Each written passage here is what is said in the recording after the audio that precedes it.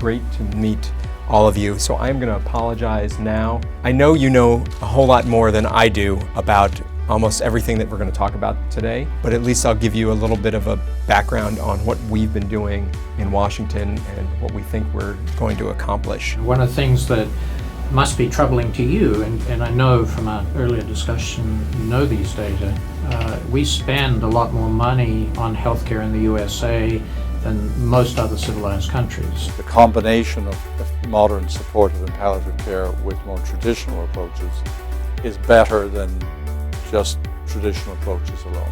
One of the questions I had was, as you start this big engagement and movement, what's the first win? I think, as you know, beginning of this year, the President at the State of the Union announced the Cancer Moonshot initiative with Vice President Biden. I'm putting Joe in charge of mission control. I think a lot of people rightly thought at the beginning, oh, here we go again. It's another government attempt to build something up and using the State of the Union to announce something big when there's not a whole lot behind it. Many folks thought about Nixon's war on cancer, which in 1971 was very, very ambitious, and they thought that they were going to cure cancer in 7 years. Which provided for a national commitment for the conquest of cancer, to attempt to find a cure. We all know now how much we didn't know back then. There is no curing cancer. I mean, first off, there's 200 plus cancers, as you know.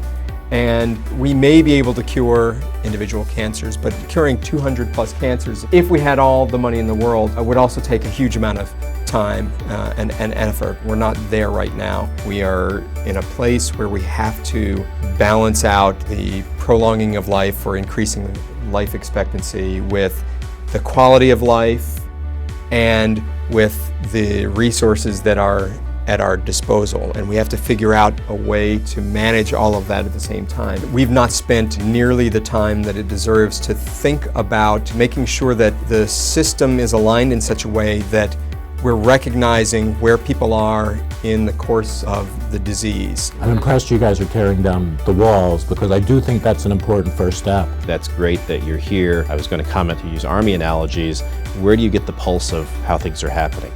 The front lines.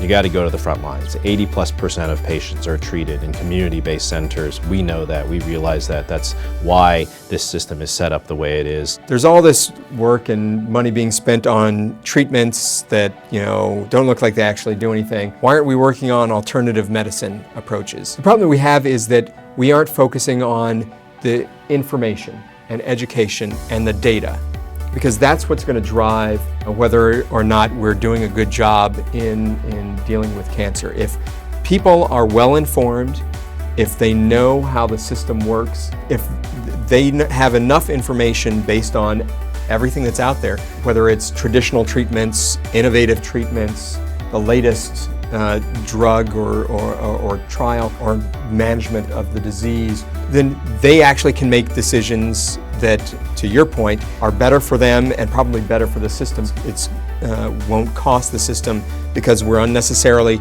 throwing money at treating in a way that doesn't make sense to the patient or the doctor that's treating them. So I think that's something that we need, as a nation, we need to spend more time focusing on and getting to a place where we all agree.